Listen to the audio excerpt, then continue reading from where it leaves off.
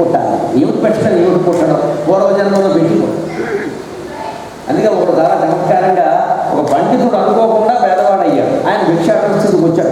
పండితులేగా పేదవాడైనా సరే చాలా తెలివిగా ఆడుకుంటున్నాడు. తెలివిగా ద్వారంపారమటం భిక్షు బోధతే నచయాచతే అదత్వ మాదృశో మాభూ దత్వాచ త్వదృశో భవ. తెలివైన వాడు కాబట్టి ఒక మాట అంటున్నాడు, అయ్యా గృహస్థులారా దయచేసి దానం చేసి మీకు మళ్ళీ మీరు ఉండండి, దానం చేయకుండా నాకు మళ్ళీ అవ్వకండి అంటున్నట్టు. ఎంత తెలియని వాడు. అది ఎవరు మొత్తం అనే సందర్భంలో వాడు దూషిస్తూ భారించాడు. సెంటిమెంట్ శాస్త్రానికి లోగలవాడు సెంటిమెంట్కి లోగుతాడు. నేను పూర్వజన్మలో దానాలు చేయకపోవడం వల్ల నాకు ఈ ఉపయోగం పట్టింది, నాకు చేయలేదనుకో మీకు అదే యోగం అన్నాడు. ఇది ఎవరు పెట్టినవాడు ఉంటాడండి. అదత్వ మాతృశో మాపు పెట్టకుండా దయచేసి మాకు మళ్ళీ చెప్పపట్టుకోకండి. దత్వ అచత్వాదృశో భవ. నాకు దానం చేసి మీకు మళ్ళీ మీరు ఉండండి, నా బతుకింది. నాకు దానం మీరు చేయలేదనుకోండి, మీకు నా యోగమే పడుతుంది. నా పక్కకు వస్తారు, నేను సీనియర్ని, ఈ వీధంతా నాది. దానికి లెక్క ఉంది. అలాగా పండితుడు పేదవాడైనా కూడా తెలివిగా భిక్షాటన చేస్తాడు, మామూలుగా ఎందుకు చేస్తాడు. అందుకని పెడితే కానీ మనకు రాదు. అందుకే మనకు ఐశ్వర్యం ఉంది అంటే గుర్తుపెట్టుకోవాలి. ఇంత భోగ భూమిలో వచ్చి మనం ఉంటున్నామంటే పూర్వజన్మలో మనం పుణ్యం చేసాం, 10 మందికి దాన ధర్మాలు చేసాం. అందుకే మనకి భగవంతుడు సంపాదించాడు భోగాలు. మళ్ళీ ఆ దాన ధర్మాలు అలాగే కొనసాగిస్తే మన సంపదలు రెట్టింపు. మనం బయటికి వెళ్ళి హోటల్ కడతాం శుభ్రంగా, అక్కడ 100 రూపాయలు ఇస్తాం, అభ్యంతరం వేళ. ఇక్కడ వచ్చేసరికి అంతా ఒకటే బండి నిండా ఒకటే. $2 కనపడదు. ఎక్కడ $10 చాలా తక్కువ. ఒకటే చిన్నది కావాలంటే అచ్చుకుని అడగ శుభ్రంగా ఒకటి ఉంటాయి. చాలే అన్న ఇక్కడికి వచ్చేసరికి ఇండియా లెక్క వేస్తాం మనం. ఒకటంటే 60 అలా లెక్కే కూడా. ఒకటంటే ఒకటే. ఇక్కడ వాళ్ళ బతుకులు కూడా ఒకటే పెట్టి కాఫీ తాగనగా, ఒకటే పెట్టి అన్నం తినగా, కాఫీ పట్ల వెళ్ళి టిఫిన్ ఇచ్చిన వాటికి టిప్పు కింద ఇస్తామంటే $10 ఇక్కడ మనం వెయ్యం. పార్కింగ్కి ఇస్తాం 20, ఇక్కడ మనం వెయ్యం. దేవాలయం దగ్గర వేరే చోట అవసరమైన చోట మా పేదవాళ్ళకి ఇవ్వాలి, ఖచ్చితంగా పండితులకి ఇవ్వాలని చెబుతారు. ఎందుకంటే జ్ఞానం అది ఎప్పుడు రెట్టింపు. అక్కడ మనకి అక్కడ చొరవ ఉండాలి. కార్యక్రమం పెడుతారని మేము ఉంటామండి, మేము చూసుకుంటాం, మీరు పెట్టండి అన్నట్టుగా మనం పెట్టిన వాడిని ఎత్తి మీద మొత్తం ఉద్దేశిస్తే వాడు మళ్ళీ ఎందుకు పెడతారు. ఊరికే వచ్చి పెట్టారు కానీ ఏమి జరగదా, ఎవరో సహకరించేవాళ్ళు లేదు మనకి, అంతా మనమే పెట్టుకోవాలంటే ఇంకోసారి ఇది ఉంటేనే పడుతుంది. అందుకని నీ దయ అనేటువంటి భవనం కదిలిస్తుంటే, నీ కళ్ళు అనేటువంటి మేఘాలు వర్షిస్తూ ఉంటే ఈ చేతక పెట్ట మీద దయ వర్షించాల్సిందే. మా అర్శించిన విధంగా చూసు. పైగా ఈ పెట్ట అడుగుతున్నది ఎవరి కోసం? ఆ పుట్ట కోసం, ఆవిడ కోసం. ఆవిడ తల్లెమ్మ మా అమ్మ లాంటిది. కట్టుకుంటూ చేరలేక బాధపడుతుంది, నేను చూస్తూ ఊరుకోగల. పైగా నా ఆకలి తీర్చింది ఆ తల్లి. ఎంత కృతజ్ఞత అంటే నాకు రుచిగా అని పెట్టారు. అందుకని ఆవిడ అంటుంది లక్ష్మీదేవి, దుష్కర్మ ఉందయ్యా, వాడు పాపకర్మ ఉందంటే మరి నువ్వెందుకున్నావు ఇక్కడ? దుష్కర్మ ధర్మమపనీయ చిరమజదూరం. దేవతలైనటువంటి మీరు కూడా మా దుర్దిరాతను మార్చలేకపోతే ఎవరు మారుస్తారు? మీకు ఎందుకు ఇంత పెద్ద సింహాసనాలు పద్మంలో కూర్చున్నాం, స్తోత్రాలు పొద్దున్న స్తోత్రం, మధ్యాహ్నం స్తోత్రం, మీరు మా బతుకులు మార్చలేకపోతే ఎవరు మారుస్తారు? ఇలా డిమాండ్ చేయాలి దేవుని అంటే చిత్తశుద్ధి ఉండాలి కదా. అమ్మ బాబు చాలా తెలివితేట ప్రదర్శిస్తున్నాడు. అయ్యి ఇష్టామిశిష్టమతయోపియ దయాద్రదృష్ట స్త్రీవిష్టపదం సులభం భజంతి దృష్టి ప్రహృష్ట కమలోదరదీప్తి ఇష్టాం పుష్టిం కృషి ఇష్టమ పుష్కరవిష్టరాయ. అనేక రకాల ఇష్టావిశిష్టమతయ, ఇష్టాపూర్తములు అంటారు. ఇష్టి అంటే యజ్ఞం, పూర్తము అంటే వాపీకోపతటగా నూతులు చెరువులు తగ్గించడం, అనేక రకాల పొడులు గుడులు కట్టించడం. ఇవన్నీ చేసిన వాళ్ళు ఏ మంగళప్రదమైనటువంటి పదవిని పొందుతారో అది నీ దయ వల్లనే లభిస్తోందమ్మా.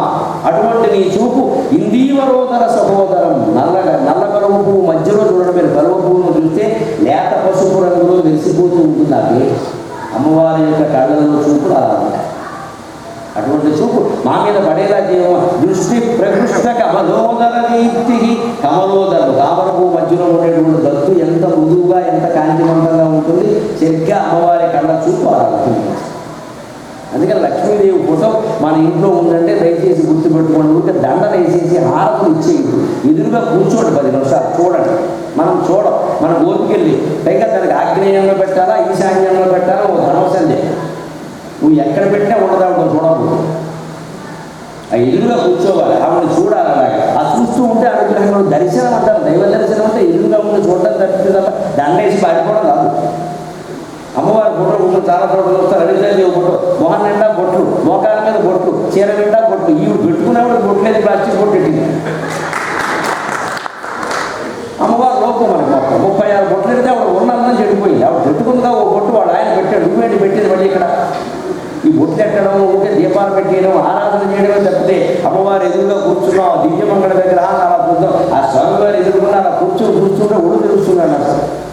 అబ్బాయి అది కాదు, ఇటు తిరగాల అటు తిరగాల, ఈ ఎంతసేపు క్రియ. ఆధ్యాత్మిక వ్యవహారాలలో క్రియ కంటే మాట, మాట కంటే మనస్సు ముఖ్యం. లౌకిక వ్యవహారాలలో మనస్సు కంటే మాట, మాట కంటే క్రియ ముఖ్యం. లౌకికంగా మనకు ఎవరికైనా ఉపకారం చేద్దాం, ఉపకారం చెయ్యాలి. ఎందుకంటే చేద్దాం అనుకుంటున్నానండి, ఎప్పుడు అనుకుంటున్నాను ఏమిటో మీకు ఈ ఉపయోగం లేదు, చెయ్యాలి. లౌకికంగా మనస్సు అనుకోవడం కంటే పైకి చెప్పడం ముఖ్యం, పైకి చెప్పడం కంటే కూడా దాన్ని చేయడం ముఖ్యం. కానీ ఆధ్యాత్మిక చిత్రం అంటే సరిగ్గా ఇందుకు వ్యతిరేకం. నువ్వు ఏం చేసావు అనే దానికంటే ఏం మాట్లాడుతున్నావు అనేది చాలా ముఖ్యం. అంతకంటే కూడా నీ మనస్సులో ఏముందనేది చాలా ముఖ్యం. ఆ మనస్సులో భావన కలగాలంటే విగ్రహం ఎదురుగా ఉండాలి. ఇన్ని రకాల విగ్రహాలు ఉన్నాయని వాటిని చూడండి ఏంటి ఉంటుంది. మనం అలా కాదు, తాకడం ఇలాగ అవన్నీ వాడేవాడు. మీకు తిరుపతిలో చూడండి ఆశ్చర్యకరమైన విషయం, హుండీ పక్కన లక్ష్మీదేవి విగ్రహం, హుండీకి ముక్కోటి ద్వారం దగ్గర లక్ష్మీదేవి విగ్రహం. ఎప్పుడో 2 నెలల క్రితం నేను వెళితే నాకు ఆశ్చర్యం, లక్ష్మీదేవి విగ్రహం మొత్తం బంగారంతోనే ఉంది, బంగారం పోతే మోకాళ్ళ దగ్గర నుంచి కింద వరకు రాగైపోయింది మొత్తం. అదేంటి లక్ష్మీదేవి విగ్రహం దగ్గర పెద్ద తిరుపతిలో వాళ్ళకి లోట ఆ మాత్రం బంగారం పోత పూజించలేదు. పైగా పైన సగం వరకు బంగారం కనపడుతుంది, కింద రాగేమిటి అంటే మన సర్వ వెళ్ళిన వాళ్ళలో మొత్తం పైనుంచి కిందికి పామై రోజుకు 1 కోటి మంది పామేస్తే బంగారం రాగేది.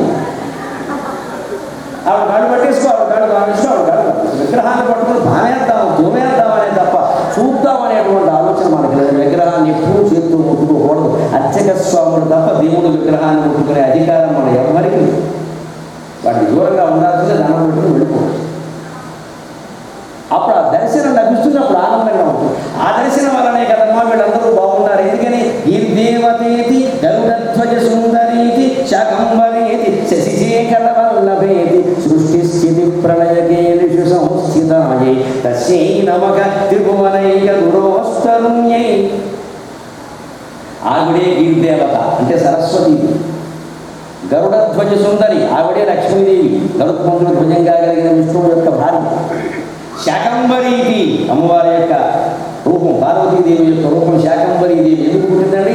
శాకంబరుడు ఒక మహర్షి, శకంబరుడు ఆయనకు 12 ఏళ్ల పాటు భూమండలంలో కరువు వచ్చేస్తే ఆయన అమ్మవారి గురించి, గౌరీదేవి గురించి తపస్సు చేసి, అమ్మ మా ఇంట్లో పుట్టవమ్మా అన్నాడు భృగు మహర్షి లక్ష్మీదేవిని కోరుతుంది. ఆయన ఇంట్లో పుట్టింది శాకంబరీదేవి, శకంబరుడు యొక్క కుమార్తె కాబట్టి శాకంబరి. శాకం అంటే కూరడు. ఆవిడ అలా పుట్టడం ఏమిటి? ఎడారిలోంచి కూరగాయలు పుడుతూ వచ్చింది. అందుకే ఆ అమ్మవారిని మనం కూరగాయలతోనే అర్చన చేస్తాం. కూరగాయల స్వరూపంగా శాకంబరి మాత ఉత్సవాలు ఇప్పుడు జరుగుతున్నాయి, మీరు టీవీలో చూస్తూ ఉండొచ్చు. అందుకనంటే దేశమంతా కరువు వస్తే ఒక మహర్షి తపస్సు చేసి తన ఇంట్లో అమ్మవారిని పుట్టించుకున్నాడు. భృగు మహర్షి తన పశ్చాత్తాపంతో అమ్మవారిని తన ఇంట్లో కన్యగా పుట్టించాడు. మతంగ మహర్షి శబరికి గురువు గారు, రామాయణంలో శబరికి గురువు. ఆయన అమ్మవారి కోసం ఆరాధన చేస్తే మాతంగీదేవిగా పుట్టింది. మాతంగి మధుశాలని కుయ్య కటాక్షం కళ్యాణి కదంబ వనవాసిని అని శర్మరాజనకంలో చెప్పేవాడు పేరు మాతంగి. ఇప్పటికీ మాదిగ కులం వాళ్ళు ఆవిడని కులదేవతగా ఆరాధిస్తారు. మాదిగ అనే శబ్దం అపవిత్రం కాదమ్మా, పరమ పవిత్రం. మాతంగి అనే మాటనికి ఆ దేవతను వాళ్ళు ఎలా ఆరాధిస్తారు? వాళ్ళు ఏం తింటారో అదే పెడతారు, వాళ్ళు ఏం తాగుతారో అలాగే పెడతారు. మనం చేయకూడదని వాళ్ళు చూస్తారు. ఏదన్నా పురుషోభుంచే తదన్నా స్పర్శ దేవత. ఏ కులం వాడు ఆ కులంలో తినే ఆహారం ఆ చేసే ఆచారంతో పూజ చేయొచ్చు. అందరూ బ్రాహ్మణ అయిపోవాలని ప్రయత్నం చేయకూడదు, చాలా పొరపాటు. బ్రాహ్మణులు మాత్రమే బ్రాహ్మణులా చేయాలి, వాళ్ళకో పద్ధతి చెప్పారు. మిగిలిన వాళ్ళకి వేరే చెప్పారు, ఆ ప్రకారం చేసుకోవడమే. అందరూ ఇదే మార్గంలో వెళ్ళిపోతే ఏముంది? ఇవాళ ఇండియాలో అందరికీ ఒకటే చదువు, ఒకటే భాష ఇంగ్లీషు, ఒకటే చదువు ఇంజనీరింగ్, ఒకటే ఉద్యోగం సాఫ్ట్వేర్, ఒకటే దేశం అమెరికా. గొడవ సమస్త వైవిధ్యాలు దెబ్బతినేసే. ఎక్కడ కులవృత్తులు వాళ్ళు సాగర దొరకట్లేదమ్మా, మంగళ దొరకట్లేదమ్మా, కామరి కొమ్మరి ఏ వృత్తులు లేవు. ఎక్కడ చూసినా ఇంజనీర్లు ఉన్నారు. ఇదివరకు ఇంజనీర్ గారు ఇప్పుడు నీరు గారి అయిపోయింది. అతికిపోతే ఏదైనా అందరం ఒకటే చదవడం, అందరం ఒకటే నేర్చుకోవడం ఎప్పుడు ఉండదు. హిందూ ధర్మంలో అనేక కులాలు అనేక చేయాలి ఎవరి స్థాయిలో వాళ్ళు.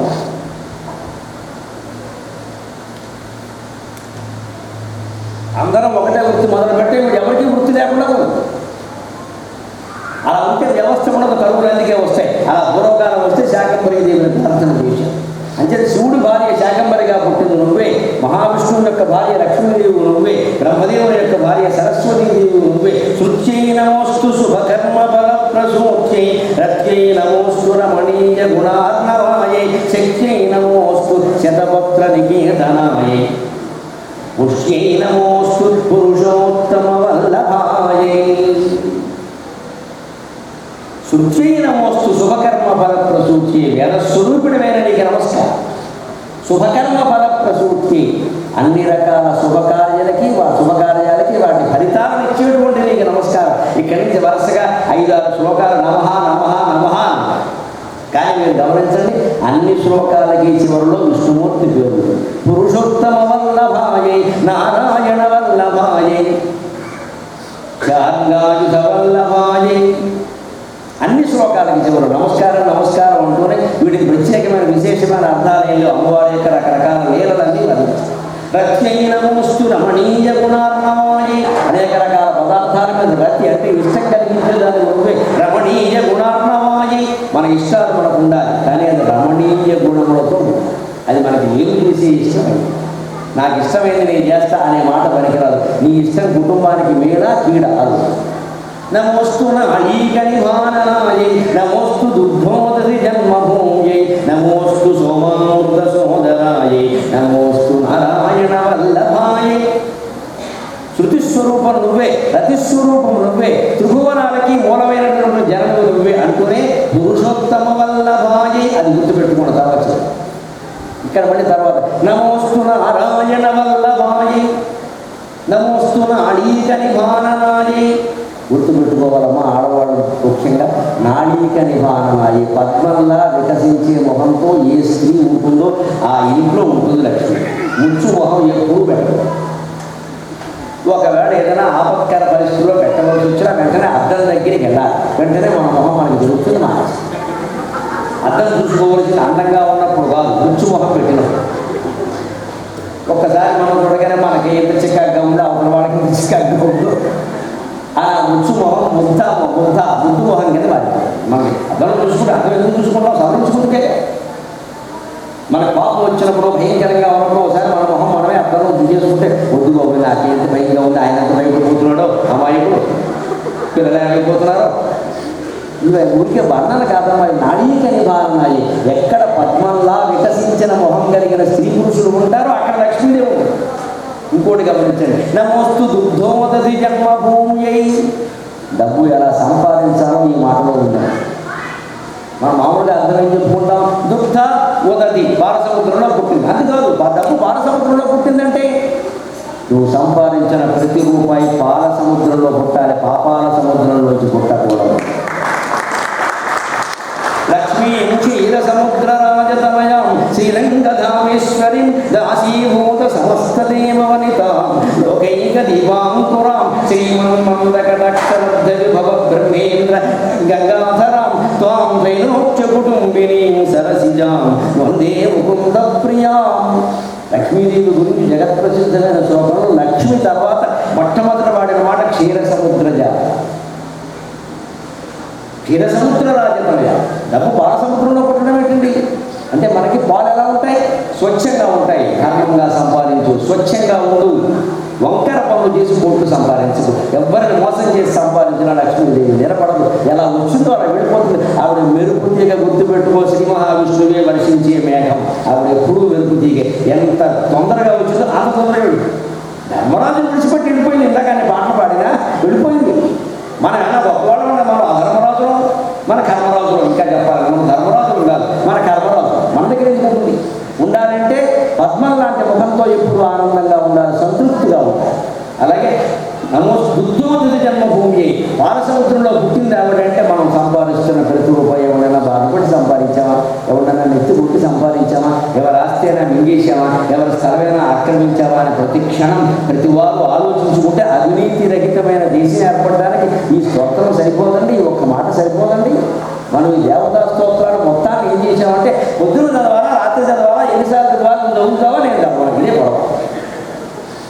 ఆశ్చర్యం ఏమిటంటే నేను చదివాను, నాకు ఫలించింది, మీరు కూడా చేయండి. నేను టీవీలో చెప్పాను, ఉన్నదేదో చెప్పడం వల్ల కూడా దేవుడి మీద నమ్మకం పెరిగినట్టుగానే నాకు ఫలించింది.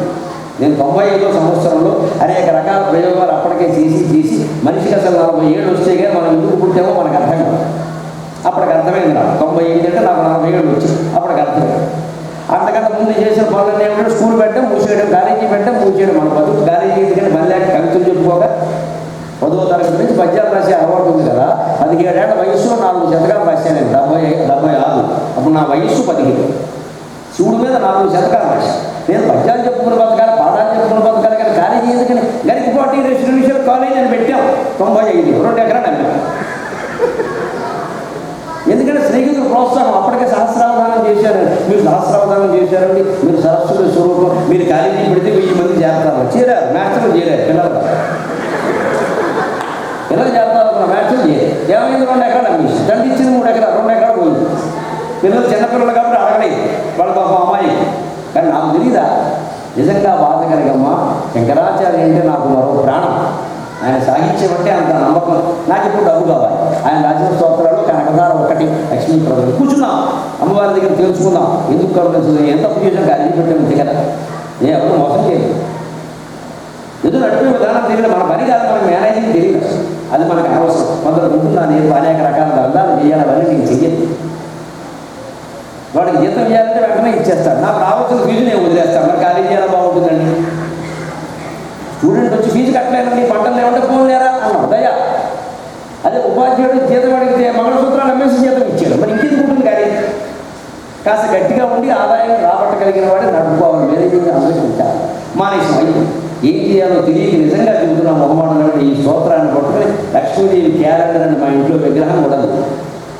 ఎవరో ఇచ్చిన మూమెంటో ఉంటుంది, అదే పట్టుకుని ఏడుపే కన్నీళ్ళే ఇంటి లేదమ్మా. అమ్మాయి ఎందుకో పిచ్చి బ్రాహ్మణ్ అనవసరంగా 4 లక్షలు కోల్పోయారు, 2 ఎకరాలు అమ్మేసి. నా 4 నాకు ఇచ్చే ఎప్పుడు ఇస్తే మళ్ళీ ఏదో చేస్తాం అని ఇదే స్తోత్రాన్ని అడిగితే 40 రోజులు నియమంగా పారాయణ చేస్తే 33వ రోజుని మా ఇంటికి ఆ కాకినాడలో ఉండే చైతన్యరాజు గారిని ఇప్పుడు ఎమ్మెల్సీ ఆయన 1 లక్ష రూపాయలు నోట పట్టుకొచ్చాడు. ఎవరు చెప్పాడు? లక్ష్మీదేవి చెప్పింది. అందుకే నాకు నమ్మకం ఇస్తాను. నేను అదే చెప్పాను. మాస్టర్ మీరు ఏదో ఇబ్బందుల్లో ఉన్నారో తెలుసు, మా కాలేజీలో పనిచేయడం, మేము నెలకు 10,000 జీతం ఇస్తాం, మీ ఇష్టమైతే మీ కాలేజీకి ఇవ్వండి, డబ్బు ఇస్తాను, లేదా మీరు నడుపుకోండి అని. ఇంకేందుకు వచ్చే గొడవ? మంచి అవకాశం వచ్చింది. ఆయన కాలేజీ ఆయనకి ఇప్పించాం. ఆయన 2 లక్షలు ఇచ్చాడు. అప్పుడు కూడా అమ్మవారి పరీక్ష అండి. ఆయన బ్రాంచ్ చెక్ ఇచ్చారు. జరిగిన విషయం కాడికి చెప్పించి మీరు బ్రాహ్మణుడు సరస్వతి స్వరూపులండి, ఇంత ఇస్తానని అనడానికి నేను సరిపోను, మీకు నేను విలువ కడతాను, మీరే రాసుకున్నాను. 10 లక్షలు రాసి ఇచ్చు. అమ్మవారు మొత్తం క్రెడిట్ కార్డ్ అయిపోతాం. జాగ్రత్తగా ఉండాలి.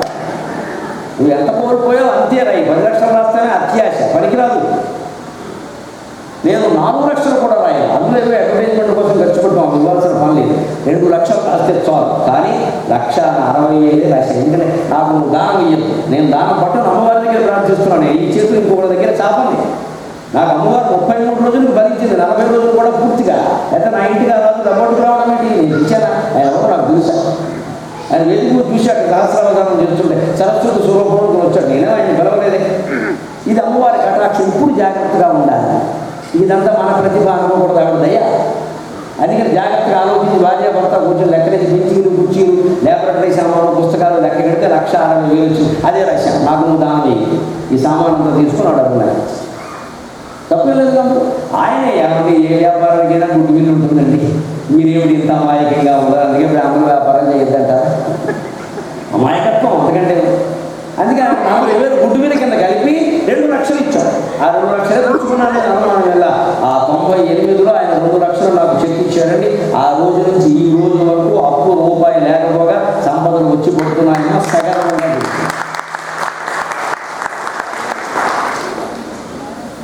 ఒకటి స్తోత్రానికి ఉండేటువంటి మహిమ, 2 మన హృదయంలో ఉండే నిజాయితీ.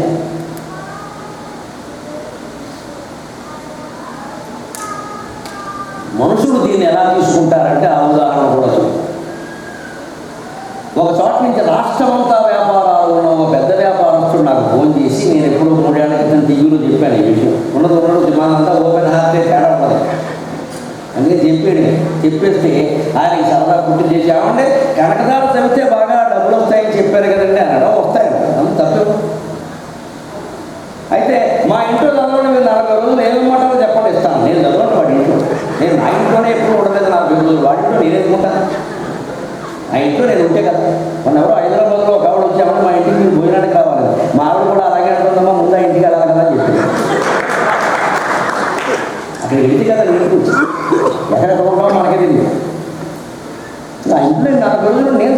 సెంటిమెంట్ ఎలా చెప్పి గరికపాటిలో సెంటిమెంట్ వస్తుంది లక్ష్మీదేవి. మరే మా ఇంటి ఆడపడిచాడు, మీ ఇంటికి కాకుండా పోయింది. ఎక్కడ నిజాయితీ ఉందో, ఎక్కడ కళ్ళల్లో కన్నీళ్లు ఉన్నాయో, ఎక్కడ ఆర్తనాదం ఉందో అక్కడ ఉంటాడమ్మా భగవంతుడు. గరికపాటి వారి వెనకాల ఇంకొకరి వెనకాల ఉంటాడు. ఈ గరికపాటి నరసింహారావు మళ్ళీ మాయమాటలు మొదలుపెడితే తక్షణం వెళ్ళిపోతుంది ఆవిడ మెరుపు తీగ నాకు ఆ విషయం. అందుకే నాకు ఆదాయం రాకపోయినా మంచిది, అంతరాత్మలో తేడా ఉండకూడదు, చిత్తశుద్ధితో మాట్లాడాలి. నిజం చెప్పాలి, అబద్ధాలు మాయలు చెప్పడం నా వల్ల కాదు. నిజాయితీగా అమ్మవారిని ఏడవాలి. అందుకే నేను జవాబు చెప్పా, ఆట ఆడుకుంటా, మరి చమత్కారం ఆడుకోవడాలి, ఇంటికి రావట్లేదు. 40 రోజులు మా ఇంట్లో చదువు. పైగా మామూలు పేదవాడు అడిగితే వేరండి. రాష్ట్రం అంతా వాళ్ళ వ్యాపారం ఉన్న పేరు చెప్పడం మంచి ఉదాహరణ కాదు. మంచి ఉంటే మైకులో చెప్పమన్నారు, చెడుంటే చెవులో చెప్పమన్నారు, లెక్క. కానీ చెప్పుకోవాలి, ఇలా ఉంటారు కొంతమంది. మా ఇంట్లో చదవన్నారు అంటే వెంటనే అన్న అదేంటండి, నేను చదవడం మీరు చదువు, మేము చదివితే పరిస్థితి మేము మాకు నియమం ఇష్టం మాకు ఉండవండి, మీరు చదవండి. అప్పుడు నేను మీకు డబ్బు ఎందుకండి వాడు వ్యాపారం అంటే ఉంటే తప్పే ఉన్నాడు, ఇంకా ఉండొచ్చు కదండి. డబ్బు ఎంత ఉన్నా తప్పలేదు, జ్ఞానం ఎవరికి అక్కడ. ఇంత జ్ఞానం ఇంకా జ్ఞానం అడిగేవాడు లేడు. డబ్బు ఇంకా కావాలి, ఇంకా కావాలి, ఎంత ఉంటే అంత ఒకే స్విచ్ బ్యాంక్లో కూడా పెట్టవచ్చు. అంటే వీడు అక్రమానికి నేను సహకరించాలి. లక్ష్మీదేవి నాకు వేసేది శిక్ష.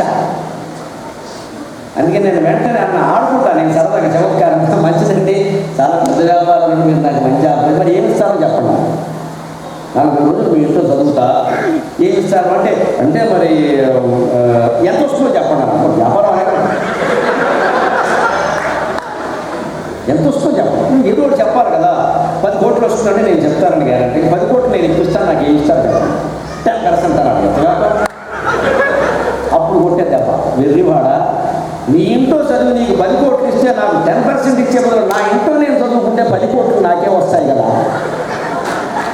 నేను అమాయకుడి కింద కనపడుతున్నాను. కొనేద్దామని చూస్తున్నావు ఒక సరస్వతి పుత్రుడైన మనిషిని, చచ్చిన తోట. అమ్మవారి పాదాలు మనకు దొరికిన తర్వాత డబ్బుకు మనం దొరుకుతామండి. ఆ దివ్యమైన శ్రీ మహావిష్ణువు పాదాల విందాల ముందు ఈ డాలర్లు ఎంత, రూపాయలు ఎంత, ఈ వైభవాలు అసలు ఈ జన్మ ఎంత తీసి పారేసి మొత్తం జన్మను బట్టి ఆయన పాదాల దగ్గర మనం కూర్చునే అవకాశం. ఈ నిజాయితీ ఉండాలమ్మా స్తోత్రం చదువుతుంటే. అందుకని అర్థము తాపత్రయం పడకండి. భక్తి ప్రభుత్వం తాత్పర్యాలు చదువుకోవడం చిత్తశుద్ధి ప్రధానం. వచ్చిన డబ్బు ఏం చేస్తామనేది ప్రధానం. మళ్ళీ అక్రమానికి వినియోగించకూడదు, సక్రమంగా. ఎందుకంటే దుగ్ధోదతి జన్మ భూమి. అంతేకాదు తర్వాత నమో వస్తు సోమామృత సోదరాయి. చంద్రుడు, సోముడు అంటే అమృతం, అంటే అమృతం. అమృతము చంద్రుడు నీతో పాటు పుట్టే. అంటే డబ్బున్న వాడి మనస్సు చంద్రుడిలా ఉండాలి. డబ్బు వచ్చిందంటే తోబుట్టువులా చందమామ పుట్టాలి, చల్లగా ఉండాలి. ఎవరి సొమ్ము కొట్టేద్దామంటారు. అమృతం పంచిపెట్టాలని మాటలో మార్పు రావాలి, అహంకారం కనపడకూడదు. డబ్బు పెరిగిన కొద్దీ చంద్రుల్లా చల్లగా ఉండాలి. డబ్బు పెరిగిన కొద్దీ మన నోటి నుంచి అమృతం రావాలి, కరుపు మాటలు రాకూడదు. ఆయనకు డబ్బు ఉందని అహంకారం అండి అంటున్నారంటే మన దగ్గర డబ్బు నిలబడదు, వెళ్ళిపోతుంది. అహంకారం ఉన్న చోట ఉండదు. ఈ మాటలకు అర్థం ఇంకా బాలసముద్రంలో పుట్టింది, చంద్రుడు ఆవిడ కూడా పుట్టాడు, అమృతం ఆవిడ కూడా పుట్టింది. ఇవన్నీ ఇన్ఫర్మేషన్, సమాచారం కోసం స్తోత్రం రాస్తారని శంకరాచార్య స్వామి. నమోస్తు దుగ్ధోదతి జన్మభూమ్యై, నమోస్తు సోమామృత సోదరాయై, నమోస్తు నారాయణ వల్లభాయై, నమోస్తు హేమంబుజ పీఠికాయై, నమోస్తు భూమండల నాయికాయై, నమోస్తు దేవాది దయాపరాయై, నమోస్తు శాంగాయుధ వల్లభాయై. హేమాంబుజ పీఠికమ్మ బంగార పద్మంలో కూర్చుని ఉంటుంది లక్ష్మీదేవి. అందుకే బంగారానికి ఉండే విలువ గమనించండి. వెండికి బంగారానికి ఎంత తేడా ఉందంటే ధరలో చాలా తేడా. రజతం అంటే వెండి, మహారజతం అంటే బంగారం. వెండిలో ఎందుకు బంగారానికి ఆ విలువ ఏమిటండి వెండికి లేనిది అంటే శుభకార్యాలన్నింటిలో బంగారమే వాడతారు. మంగళసూత్రంగా బంగారమే వాడతారు. ఎంత పేద కార్మికుడు పెళ్లి చేసినా సరే, ఓ రిక్షావాడు పెళ్లి చేసినా సరే, కనీసం ఒక చిన్న ఎత్తు బంగారమైనా పెట్టి చిన్న పెళ్ళైనా మంగళసూత్రం చేయిస్తాడు, లేకుండా పెంచి ఏం కాదు. ఈయనవాడు మరి చేయగలదు. నిజానికి మామూలుగా ఆయన కూడా ఏమనుకుంటాడు, ఏదో చేద్దాం, అప్పైనా చేద్దాం, శుభకార్యంలో బంగారం వాడి తీరాలి. మూత పూసిన బంగారాలు వాడకూడదు, నిజమైన బంగారం ఎంత ఉంటే అంత, అసలు లేకుండా ఉండం కదా. మన మంగళసూత్రం చిన్నది చేయించుకున్నా సరే పిల్లకి మంగళసూత్రం చేయించాలి, ఏం పర్వాలేదు, చిన్నదున్నా పర్వాలేదు, అది దాంతోనే చేయించాలి, లేకుండా చేయకూడదు, కక్కుర్తి పడదు. అలాగే ఆర్భాండాలకు పోకూడదు. ఇవాళ పెళ్ళిళ్ళ క్యాటరింగ్లు ఎక్కువ అవుతున్నాయి, మండపానికి ఎక్కువ అవుతున్నాయి. అసలు కోసం ఖర్చు పెట్టేది తప్ప. ₹1 పెట్టి మండపాలు కడుతున్నారు, అంత అవసరం. అలాంటి చోట లక్ష్మీదేవి ఉండదు. ఎందుకని సోమామృత సోదరాయి, చంద్రుడితో పుట్టింది ఆవిడ, అమృతంతో పుట్టింది. ఇదంతా ఆర్భాటం కోసం చేస్తుంది. అక్కడ ఉండదు, అయిపోతుంది. తెచ్చుకోవడం ఖాయమే. అందుకే ఆర్భాటాలకు పోకుండా పెళ్ళిళ్ళు చేయాలి, అన్ని పేరంటాలు చేయాలి, ఉన్నవాళ్ళు ఉన్నట్టే చేయాలి. ఆ డబ్బు దాన ధర్మానికి. అంతేగాని మా ఆర్భాటాల కోసం కాదు. మా అమ్మాయికి పట్టు చీర ఒక్కటే మేము 2 లక్షలు పెట్టు అవసరం లేదు. మేము 2 లక్షల రూపాయలు ఉంటే దానికి ఏమైనా అంటించారు. ఎందుకు 2 లక్షలు పడలేదు చీరకి? వాళ్ళ మనసు బాగున్నప్పుడు ఈ చీర 2 లక్షలు అయితే ఎవరికి కావాలి? భార్యాభర్తల మనస్సులు బాగుంటే అది 100 రూపాయల చీర అయినా ఏం పర్వాలి, ఆనందంగా 2 లక్షలు మీకు పడలే, అది గొప్ప. అక్కడ నిలబడతారు. బంగారం పీఠిక అంటే ఉద్దేశం బంగారం కొండ అంటాం. ఆయన ఉదయం బంగారం అండి అంటాం. ఆవిడ బంగారంలో కూర్చుంటుంది. ఎవరి హృదయం బంగారమో అక్కడ లక్ష్మీదేవి. శుభకార్యాల్లో బంగారం వాడతాం. అందుకే వెండి కంటే బంగారానికి విలువ. నమోస్తు భూమండల నాయికయే చెప్పక్కర. డబ్బే భూమండలం అంతా పరిపాలిస్తుంది. పైసామే పరమాత్మ, డబ్బుకు రోగం దాసోహం, మనీ మేక్స్ మెనీ థింగ్స్, 3 సామెతలు ఉన్నాయి. ప్రతి భాషలో ఒక పదం. ఇంత చేసిన శార్గాయుధ వల్లభాయి నమోస్తు దేవ్యై భృగునందనాయై, నమోస్తు దేవ్యై భృగునందనాయై. దేవి నువ్వు భృగునందన. ఇలాగ మొత్తం 5 శ్లోకాలు నమః నమః నమః అని చెబుతూనే ఈయన ప్రతి చోట పురుషోత్తమ వల్లభాయై, నారాయణ వల్లభాయై, శార్గాయుధ వల్లభాయై. ఇది ఎందుకండి? ఎంత లక్ష్మీదేవి అయినా ప్రతి శ్లోకం వెనకాల ఆవిడ భర్త పేరు చెప్పి వల్లభాయి వల్లభాయి వల్లభాయి. పైగా 5 శ్లోకాలలో కూడా వల్లభాయి. పురుషోత్తమ వల్లభాయి, నారాయణ వల్లభాయి, శార్గాయుధ వల్లభాయి. నమోస్తు నందాత్మజ వల్లభ, శ్రీకృష్ణుడి పేరు కూడా. ఆయన మళ్ళీ వల్లభ అంటే ఎంత డబ్బు ఇంట్లో ఉన్నా సరే, ఎంత ఐశ్వర్యం ఉంచుకున్నా దాని మీద భార్యాభర్త యొక్క పెత్తనం ఉండాలి. ఇంత గొప్ప దాని మీద నువ్వు భర్త చేతిలో ఉంటున్నావమ్మా. ఆయన భార్యవి, ఆయన అధీనంలో ఉంటావు అంటే ఎన్ని వేల కోట్ల రూపాయలు సంపాదించినా అది భార్యాభర్తల యొక్క అధీనంలో ఉండాలి. వారికి తెలియకుండా ఎక్కడికి వెళ్ళకూడదు. భార్య జీతం ఎక్కువైనా, భర్త జీతం ఎక్కువైనా అహంకారాలు పనికిరావు. ఒకరికొకరు లొంగి ఉండకపోతే సంసారం నడుస్తుందండి అసలు. అలాంటి లక్ష్మీదేవిని స్తోత్రం చేసి ఇప్పుడు చూడండి నమస్కారం గురించి చెబుతున్నాడు. సంపత్కరాణి సకలేంద్రియనందనాని సామ్రాజ్యదాన నిరతాని సరోరుహాని త్వద్వందనాని దురితాకరణోద్యతాని మామేవ మాతరనిశం కలయంతు మాన్యే. ఈ శ్లోకం నమస్కారం పెట్టుకుని చదవాలి. పెడుతూ ఉంటే మీ చేతులు మీరే చూసుకోండి ఎంత ముద్దొస్తారు. పనికి మారిన వాళ్ళందరికీ నమస్కారాలు చేసి మన కాకాలు పట్టడం కోసం, మన అవసరాల కోసం దండాలు పెట్టిన పాపాలన్నీ ఉంటాయి. అవి దేవతలకు దండం పెడితే ఆ పాపాలు పోతాయి. మేము ఎప్పుడైనా ఇండియాలో రాజకీయ సభల్లో పాల్గొని ఈ మధ్య మానేశారు. నేను మహాధైర్యంగా ఉంటాను. 10 ఏళ్ల క్రితం తప్పేది కాదు. కొన్ని మొహమాటాలు ఉంటాయిగా. ఎవరినైనా ఎమ్మెల్యేని వాళ్ళని వెళ్ళి పొగడాలు చూస్తే మొహమాట ఎలా ఇంటికి వచ్చినారని గీసేసుకున్నాడు. అమ్మ తప్పు చేశాను, క్షమించు, నాకు ఈ అవస్థ కలిగించదు, ఇంకెప్పుడు పోవడం అంచేది అమ్మవారు నాకు ఎటువంటి స్థితి ఇచ్చిందంటే సగర్వంగా చెబుతున్నా. 10 ఏళ్ల పాటు అసలు ఆ వేదికకి అవసరమే నాకు లేదు. నేను రానని చెబుతున్నాను మొహమాట. నేను రానుకో, నువ్వు 1 కోటి రూపాయలు ఇచ్చినాను, నిన్ను పొగడాల్సిన అవసరం నాకు. ఇది అమ్మవారి మీద స్తోత్రాలు చెప్పడానికి ఉపయోగించేది. మామూలు వాళ్ళకి ఇది వాడదు. అంత ధైర్యం ఎక్కడి నుంచి వచ్చినట్టు ఒక లోపల నిశ్చింత, పర్వాలేదు, ఉన్నది చాలు. అమ్మవారి పాదాలు ముఖ్యం, డబ్బు ముఖ్యం. ఆవిడ ఇస్తూనే వద్దన్నా ఇష్టం. ఇప్పుడు దీన్ని ఎక్కడ దాచుకోవాలి, ఏం చేయాలి? సక్రమంగా ముఖ్యంగా డబ్బు వస్తున్న కొద్ది పెద్ద సమస్య వినియోగం. పిల్లలకి ఇస్తే పిల్లలు చెడిపోతారు. ఇంత సంపాదించాలని ఇంట్లో చెప్తే లేనిపోని కోరికలు పుడతాయి.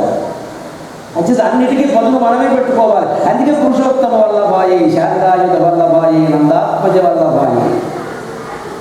ఖచ్చితంగా ఆ యజమాని యొక్క పెత్తనం, అధికారం ఉండి తీరాలమో మరో అనుకోకండి. భార్యాభర్తల్లో ఇద్దరిలో ఎవరో ఒకటిగా అధికారం లేకపోతే దెబ్బతింది. నీ మాట నేను ఎందుకు వినాలి, నా మాట నువ్వు ఎందుకు వినాలి, నా ఇష్టం వచ్చిన నేను ఖర్చు పడతా, నీ ఇష్టం వచ్చిన నువ్వు, ఎవరికి ఇద్దరు చెప్పించుకోవచ్చు.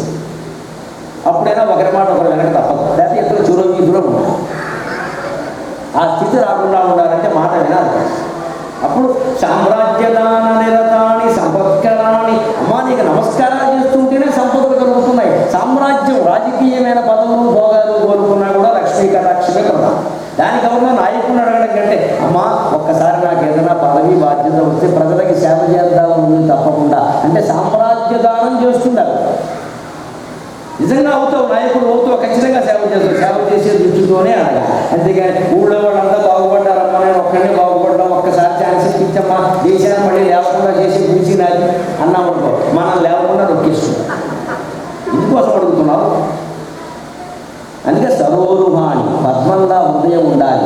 అలా ఉంటేనే సంపదలు వస్తాయి. ఎందుకంటే మన ఇష్టం వచ్చినట్టు వినియోగిస్తే సంపదలు అనేవాడు.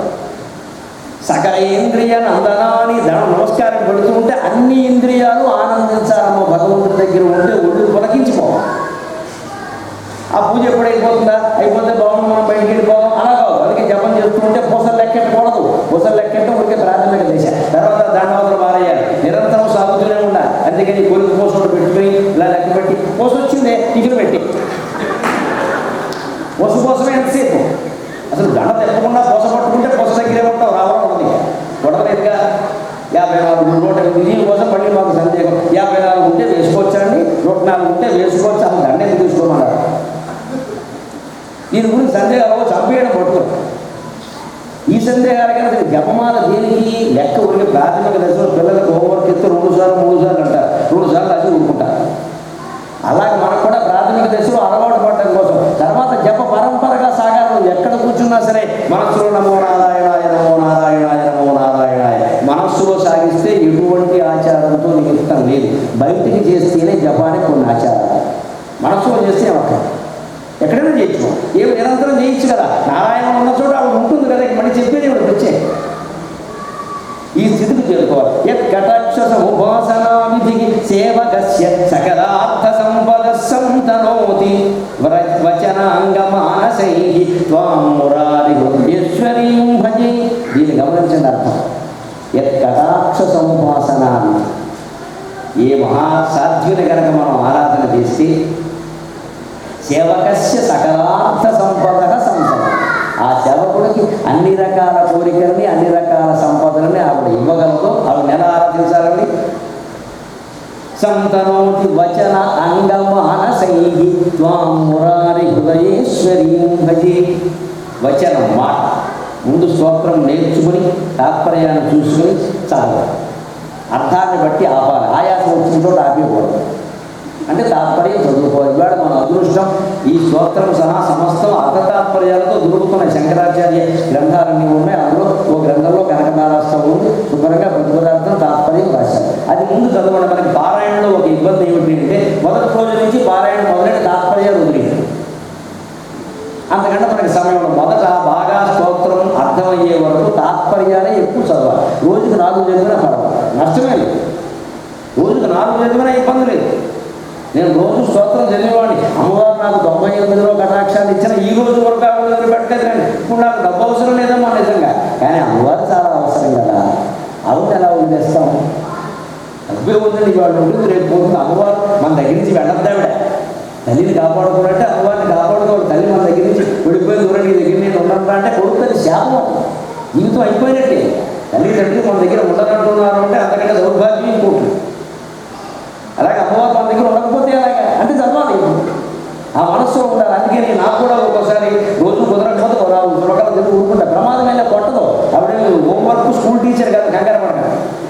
మొత్తం చదవాలండి, పూర్తిగా చదవాలండి, స్నానం చేసి టిఫిన్ తినకుండానే చదవాలండి. ఇవన్నీ కావమ్మా. ఈ నియమాలన్నీ క్రమశిక్షణ పెద్ద ముఖ్యంగా మనకి ముందు అర్థం కావడం ముఖ్యం. అందుకని మొదట్లో మీకు స్తోత్రం అర్థమయ్యే వరకు శ్లోకం తాత్పర్యం, శ్లోకం తాత్పర్యం ఎన్నైతే అన్నీ 4 పర్వాలు.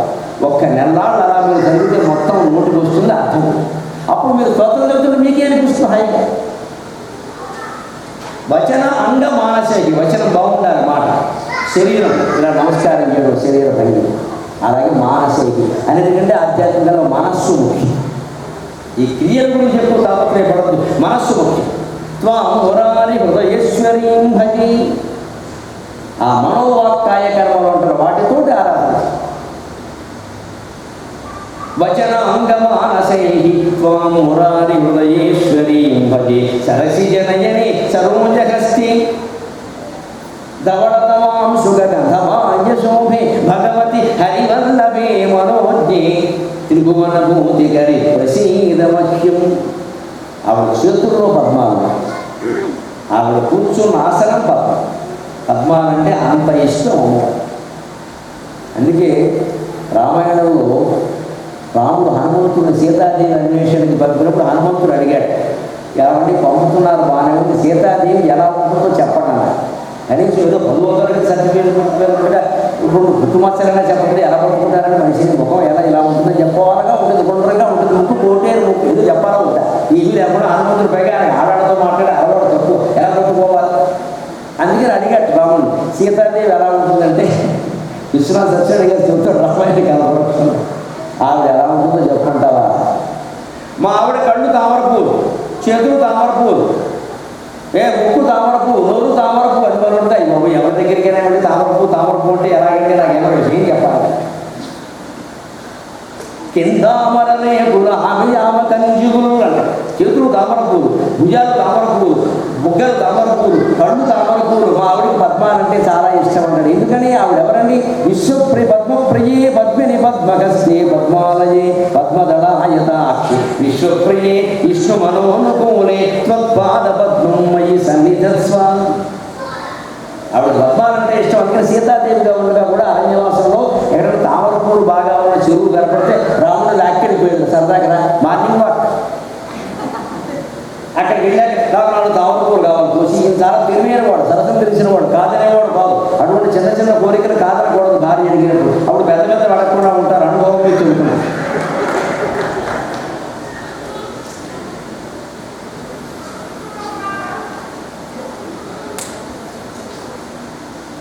అందుకని వెంటనే దిగేవాడు. 4 తామరపూలు పట్టుకొచ్చేవాడు. వెంటనే ఆవిడ ఏం చేసిందండి, బొగ్గల దగ్గర పెట్టుకునేది. ఆడవాళ్ళ సరదా అలాగే ఉంటుంది. బాగున్నాయా బాగున్నాయా అంటే వాళ్ళ ఉద్దేశం ఏమిటంటే తామరపూలు బాగున్నాయా అని కాదు, నేను బాగున్నానా అలా చెప్పం. కొత్త చీర కట్టుకొని టిఫిన్ అక్కడ పెడతా అంట. దగ్గుగా ఉందా, గొంతులో కెసికెసి మిక్సీ వ్యాపారం వాడు అనుకోవడం, అది గౌరవ మాట్లాడే మాట కాదు. అన్నారంటే కొత్త చీర కట్టుకున్నాను చూసి ఎలా ఉందో చెప్పని అర్థం. ఈ మాత్రం సరసలు అర్థం చేసుకోవాలి. పైకి చెప్పాల్సి చెప్పం, గ్రహించాలని ఆశిస్తాం. ఆ మాత్రం గ్రహించలేదా? మనిషి కనపడడం లేదా? అడగరే. ఇంకో పరీక్ష కూడా పెడతా. ఈ చీర ఎప్పుడు కొన్నానో చెప్పండి, నాకు కూడా ఇబ్బంది అవ్వచ్చు.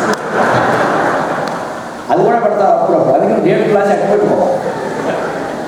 కానీ ఆ చిన్న విషయం చెప్పగలిగితే పరమానంద అయ్యో ఎంత ప్రేమ నిజంగా ఎప్పుడు కొన్నారో డేట్తో సహా చెప్పేసారు. అందుకే మనం మిగిలిన విషయాలు మర్చిపోయి ఇలాంటివన్నీ రాసి పెట్టుకుని రోజు ఒకసారి పారాయణ చేస్తే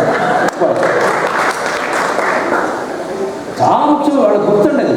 నేను ఎప్పుడో ఒకసారి అప్పుడు అడిగినప్పుడు మీరు ముందు కాదని మర్నాడు మళ్ళీ పని కట్టుకుని వెళ్ళి పట్టుకొచ్చేది. ఇదంతా గుర్తే. ఏం కంప్యూటర్ మెమరీ చెప్పి ఎందుకు సరిపోతుంది కదా. అతి ముఖ్యమైన విషయాలు మర్చిపోవచ్చు. అది వేరే విషయం గుర్తే.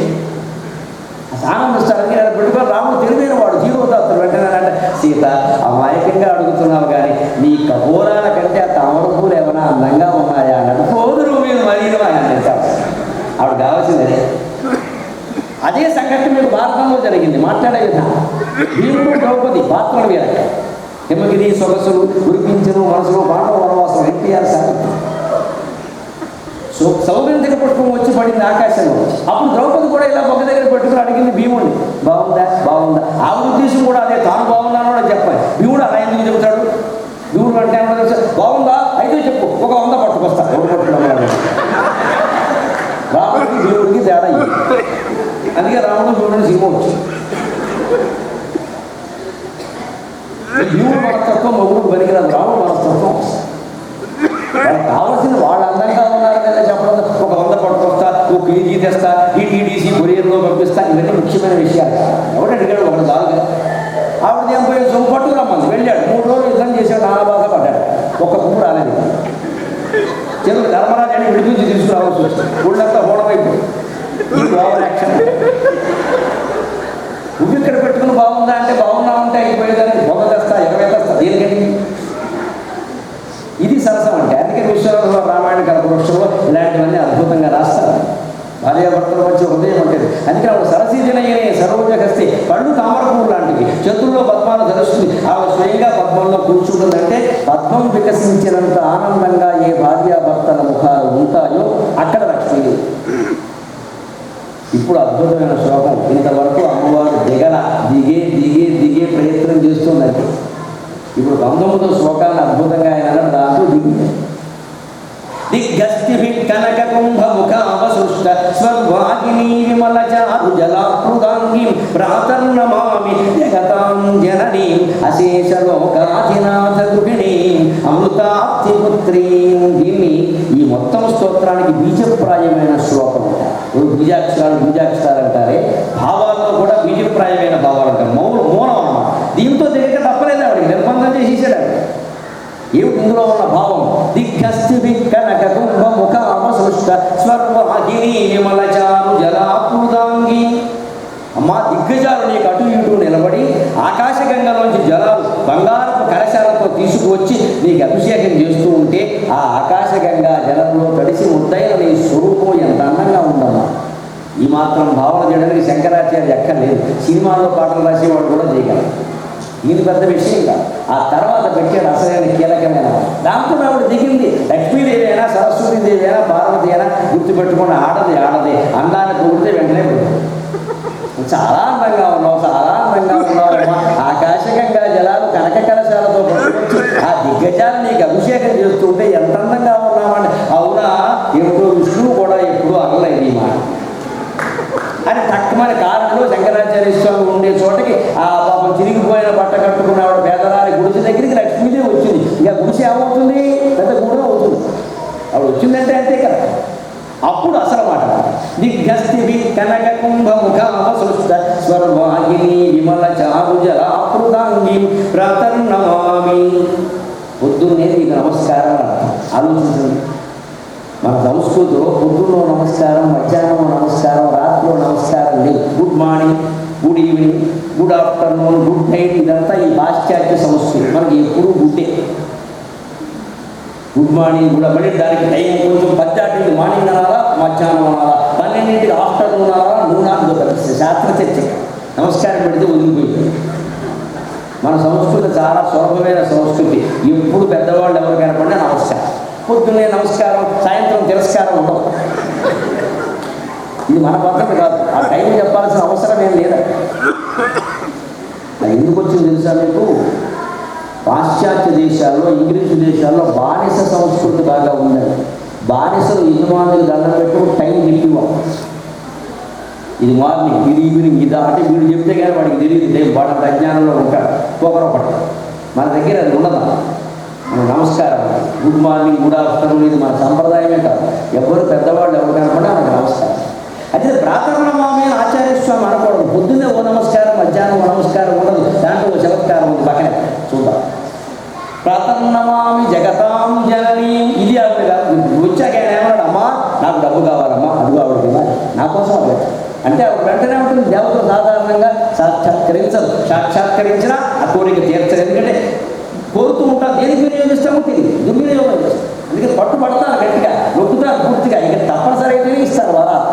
అందుకని జగతాం జననీ అంటే నన్ను అడుగుతున్నాయ్యా డబ్బు కావాలంటే మీ అమ్మ ఉందిగా ఆర్యాంబ, ఎవరైనా తల్లిని అడుగుతారు, తండ్రిని అడుగుతారు. తండ్రి నేడు పోను నీకు తల్లి ఉందిగా అంటే అప్పుడు ఆయన అంటాడు, మీ పేరు జగన్మాత కదండి, మా రమా లోకజనని అంటే జగన్మాత అంటే మరి మా అమ్మ వేరు, నువ్వు వేరు. మా అమ్మ నాకు మాత్రమే తల్లి, మీరు జగత్తుకు అందరికీ తల్లి. అంటే ఆ జగత్తులో నేను ఉన్నానా లేదా, ఇది రాయల్ పాయింట్. అంచేత నువ్వు నా కొడుకు తీర్చాల్సిందంటే అప్పుడు డబ్బులో వెళ్ళాడు. ఎంత తిరిగిగా మాట్లాడుతున్నాడు. జగతాం జనని, నేను జగత్తుకు అందరికీ తల్లిని. కాబట్టి ఇతను నా బిడ్డ కాదనడానికి లేదు. ఆర్యాంబకి అతను మాత్రమే బిడ్డ, అంతే కదా. కానీ నాకు అందరూ బిడ్డలే కదా, ఆర్యాంబ సహా. కాబట్టి ఇతను బిడ్డ కాదనడానికి లేదుగా శాస్త్రం ప్రకారం. సరే బాగుందయ్యా, అయితే ఒక్కటి అబ్బాయి నా దగ్గర డబ్బు ఉండాలి కదా, ప్రస్తుతం లేదయ్యా. ఏమంటారు? ఒకటే అశేష లోకాధినాథ గృహిణీ. రెండో మాట, 14 లోకాలు పాలించే శ్రీ మహావిష్ణువుకు భార్యమైంది. నీ దగ్గర డబ్బు లేదంటే ఎవరన్నా నమ్ముతారా? డబ్బు లేకుండా ఒకళ్ళని నిలబడి ఎలా నడుస్తుందమ్మా అంటే అప్పుడు కుటుంబం మీద ఏం తెలిస్తే అక్కడ బంగారంగా నేను నీ తల్లిని కాదంటే నమ్మడు. జగత్తులందరికీ తల్లి అంటాడు. నేను నా దగ్గర డబ్బు లేదయ్యా ఇవ్వడానికంటే మహావిష్ణువుకి భార్యమైంది, 14 లోకాలు పాలించేటువంటి మేనేజర్కి భార్యమైంది, మేనేజర్ గారి భార్య దగ్గర డబ్బులు లేవంటే ఎవరన్నా నమ్ముతారా అంటాడు. ఈ తార్కికమయ్యా అని వెంటనే అప్పుడు కూడా ఒక మాట ఉంటుందండి తెలివిగా, ఇగో ఆయన గొప్పవాడే కానీ డబ్బులకి ఏం ఇబ్బంది లేదు. కానీ ఈ మధ్య మాకు కొంచెం డిఫరెన్సెస్ వచ్చాయి, డిఫరెన్స్ ఆఫ్ ఒపీనియన్, అభిప్రాయ భేదాలు వచ్చాయి. అందుకని కొంచెం ఎడమొహంగా పెడమొహంగా ఉంటున్నాం. అందుకని ఆయన నాకు డబ్బు ఇవ్వడం లేదు అంటే వెంటనే అమృతాబ్ది పుత్రి. సాధారణంగా భర్తతో భార్యకి విభేదాలు వస్తే ఏం చేస్తారని పుట్టింటికి వెళ్ళిపోతారు. అందుకని అమ్మ నీ పుట్టింటికి వెళ్ళి, పుట్టింటి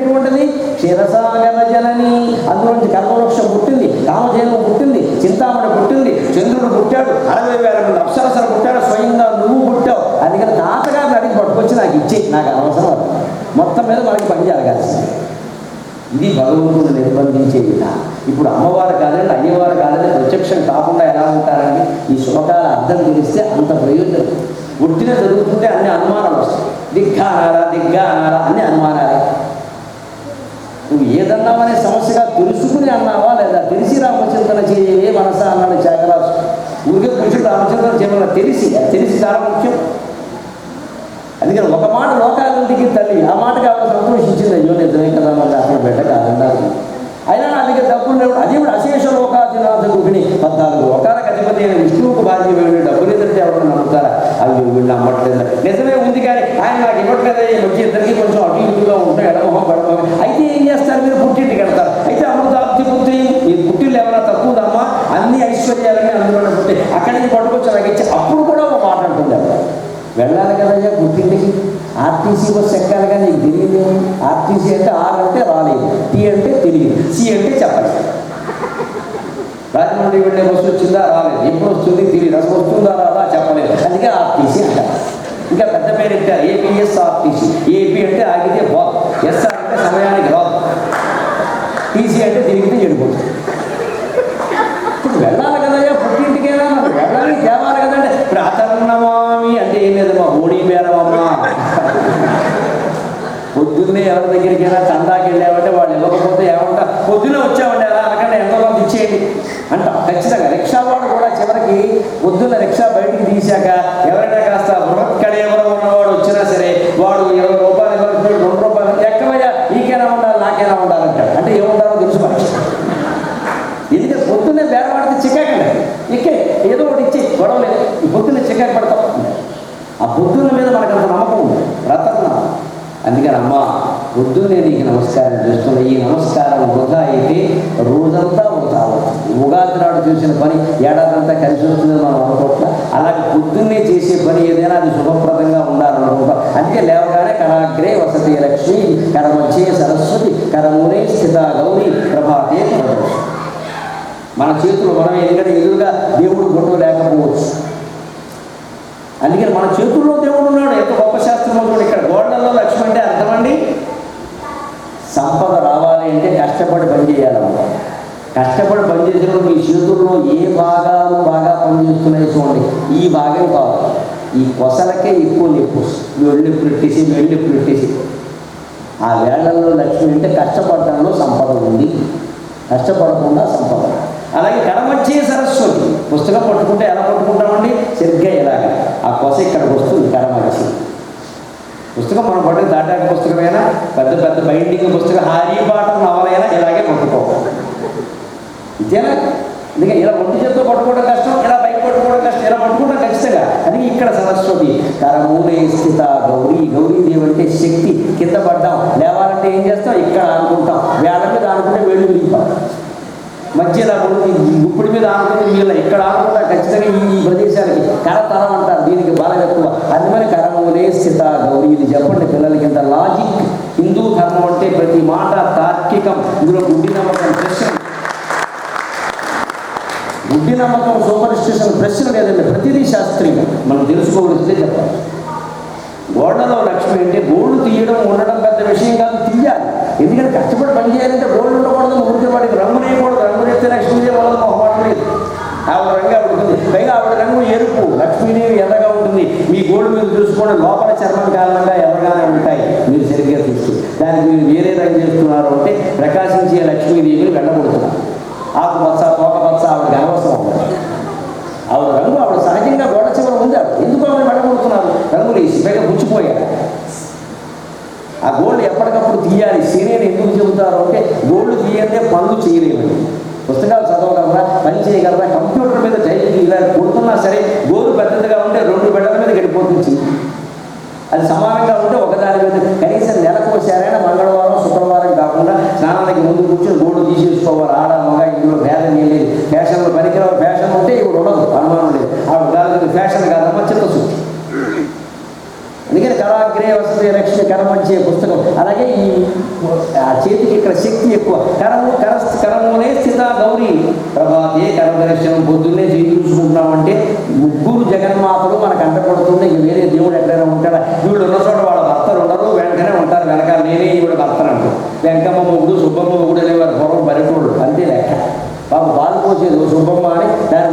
నాకు ఎప్పటికీ తెలియదు, వాడి పేరు శుభమోగుడి.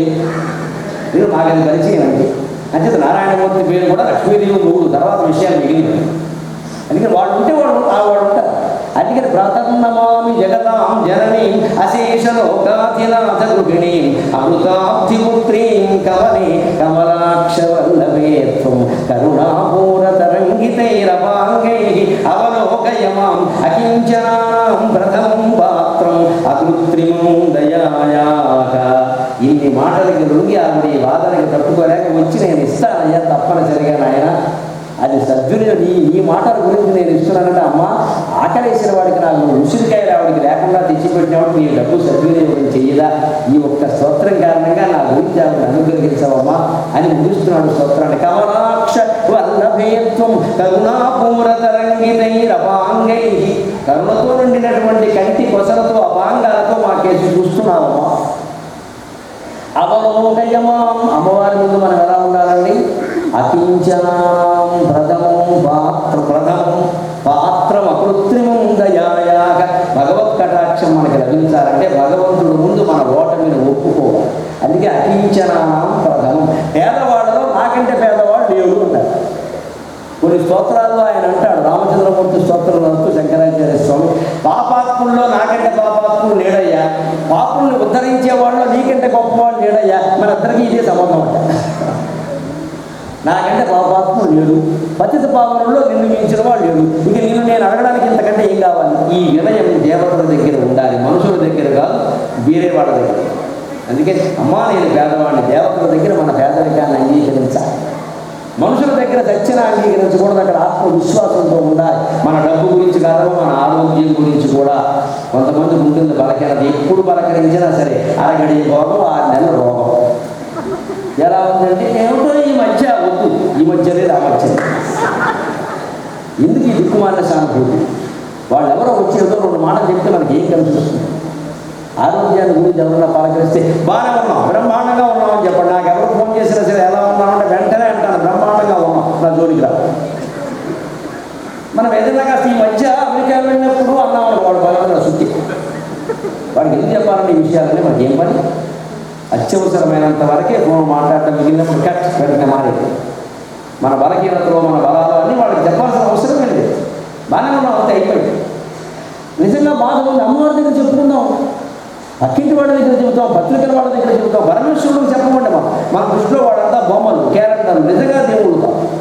మనకి సంపూర్ణమైన విశ్వాసం ఉంటే ఆ పని చేయం, పూజా మందిరం నుంచి బయటకు వచ్చే పని లేదు, చెప్పేది ఆవిడ దగ్గర చెబుతాం. అందుకే అకించనాం ప్రథమం. అకించనుడు అంటే దరిద్రుడు. పేదవాళ్ళు నన్ను మించిన వాళ్ళు లేడమ్మా. మరి 7 ఏళ్లలో భిక్షాటం చేసుకునేవాడు ఎవరైనా పేదవాడు కాదు. అలాగే పాత్రం అకృత్రిమం దయాయ. సహజమైనటువంటి నీ దయకి పాత్రమైన వాళ్ళలో కూడా నన్ను మించిన వాళ్ళు లేడు. ఎంత గొప్ప విషయం! ఇటువంటి స్తోత్రాన్ని ప్రతిదినం ఎవరైతే భక్తిగా పఠనం చేస్తూ ఉంటారో వారికి అమ్మవారి యొక్క కటాక్షం లభిస్తుంది అని చివరిగా ఒక మాట చెబుతున్నాడు ఆయన. అరవిందంలో పుట్టావమ్మా, అరవిందం నీకు పుట్టినిల్లు, అరవిందాక్షుడు హృదయం నీకు మెట్టినిల్లు.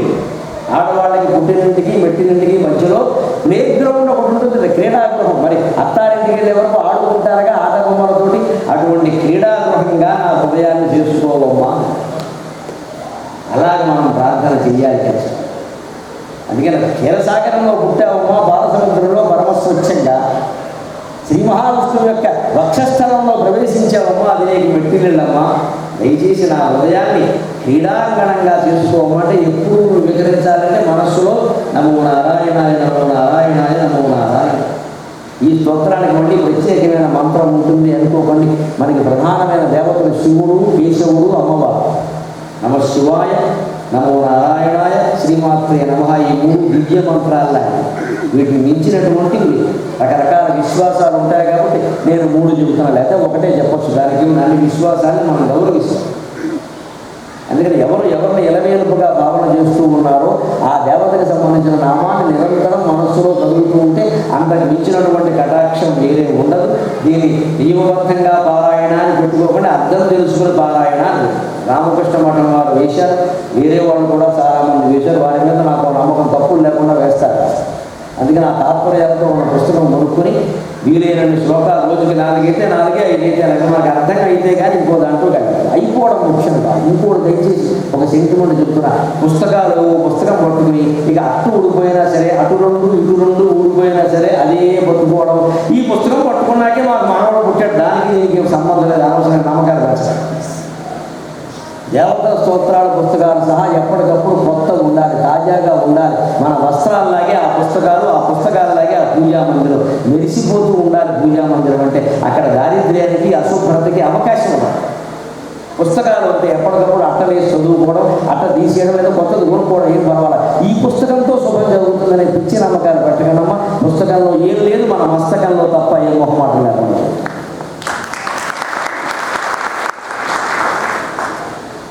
అటువంటి దివ్యమైనటువంటి స్తోత్రాలు, శంకరాచార్య రచించినటువంటి స్తోత్రాలు మీకు కేవలం అర్థం చేయించడం కాకుండా అవగాహన చేయించి దాన్ని మీ జీవితానికి అన్వయింపజేసి నిత్యం ఆచరణలో పెట్టడం కోసం చెబుతున్నాను. చివరిగా ఒక్క మాట, పాల సముద్రంలో పుట్టింది లక్ష్మీదేవి మర్చిపోవద్దు. మీ సంపాదన గురించి మీరు ఆలోచించుకోండి. ఇక్కడ అటువంటి అవకాశాలు లేదు. ప్రభుత్వం వారు 40% ముందే లాగేస్తారు. అందుకే అవినీతి ప్రకారం సంపాదించామని మీకు అవకాశం లేదు. మా దేశంలో చాలా ఉన్నాయి మాకు శుభ్రంగా. అందుకని అక్కడ మాట్లాడితే ఇంకా చాలా విషయాలు చెప్పాలి. ఇక్కడ అవన్నీ అవసరంగా మీకు అవకాశం, మీరేం గొప్పవాళ్ళు ఏం కాదు, కానీ అవకాశం లేదు కదా అని అందుకని గొప్ప. అక్కడికి వస్తే మనం ఎలా ఉంటామో మనకు తెలుసు, అభ్యంతరంగా ఉంది. అందుకని ఎట్టి పరిస్థితుల్లో పాపపు సంపాదన కోసం ఆశించకూడదు. ధర్మంగా వచ్చింది ₹10 అయినా చాలు, అక్రమంగా వచ్చింది ₹5,000 మనకు అవసరం. ఆ స్వచ్ఛతని, క్షీర సముద్ర జాతి యొక్క స్వచ్ఛతను అర్థం చేయించడంలో నేను ఏమాత్రం కృతకృత్యునైనా నేను ధన్యుడిని. నాకు ఈ 4 మాటలు నేర్పిన మా అమ్మ ధన్యురాలు. స్వస్తి.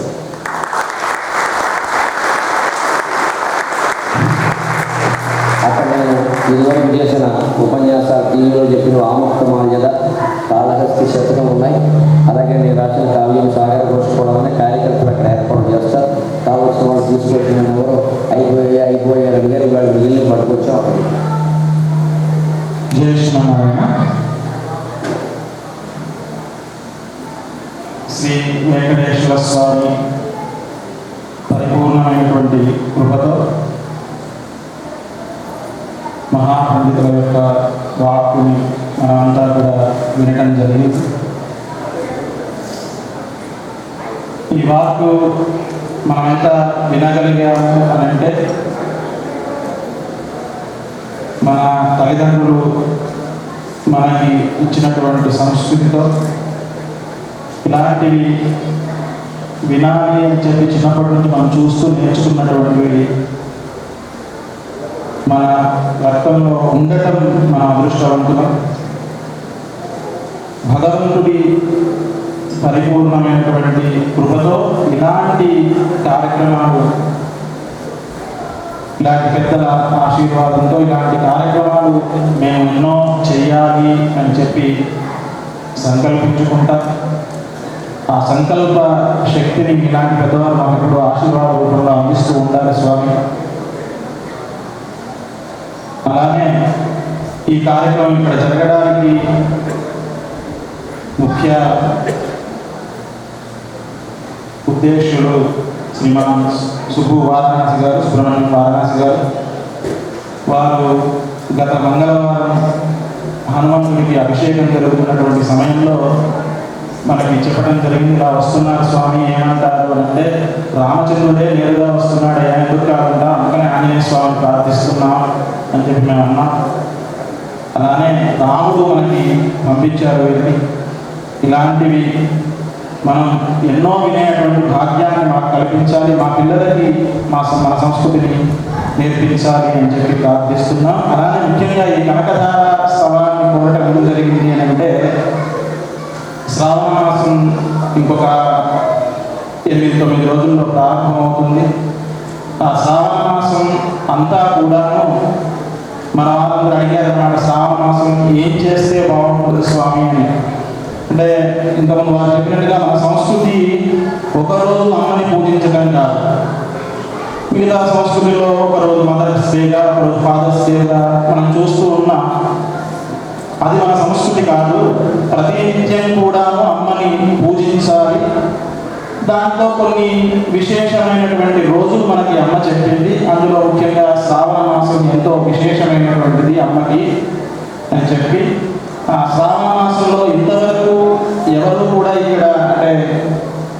ప్రాంతంలో అమెరికాలో ఎవరు కూడా ప్రయత్నించినటువంటిది మనం చేస్తున్నాం. ఎంతో విశేషంగా ప్రతినిత్యం కూడాను పండగలాగా చేద్దాం, అమ్మకి ఇష్టమైనటువంటిది కదా, పండగలాగా చేద్దాం అని చెప్పి ప్రతిరోజు కూడాను ఉదయం 6 గంటల నుంచి 9 గంటల వరకు శ్రీ సూక్త సంపుటీకరణ హవనాన్ని మన దేవాలయంలో జరిపిస్తున్నాం. ఆ కార్యక్రమంలో మీరందరూ పాల్గొని ఇంతవరకు విని ఏదైతే మనం తెలుసుకున్నామో అమ్మ యొక్క పరిపూర్ణమైనటువంటి కృప మనకి కావాలి, అది లేని మనం ఈ జీవితంలో ముందుకు సాగలేము అన్నది మనం తెలుసుకున్నాం. అలాంటి కృప మనమందరం కూడా అమ్మ దగ్గర నుంచి పొందేటువంటి ప్రయత్నాన్ని పరిపూర్ణమైనటువంటి మనస్సుతో చేద్దాం.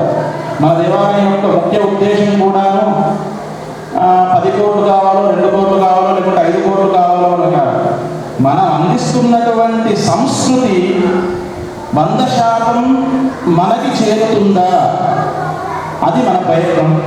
అలాంటి ప్రయత్నంలో ఇలాంటి కార్యాలు ఎన్నో చేసేటువంటి శక్తి భగవంతుడు మాకు ఇవ్వాలి. అలానే ఇంకొక చిన్న విషయం ఇక్కడ చెప్పలేక ఉండలేకపోతున్నాను. రవి గారు కూడాను మాకు చాలా ముందు నుంచే తెలిసినటువంటి వారు.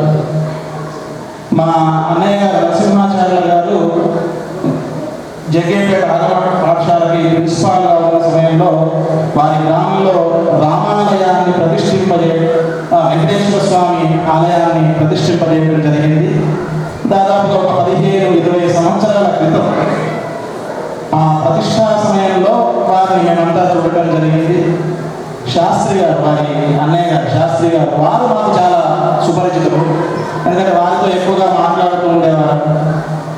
వారికి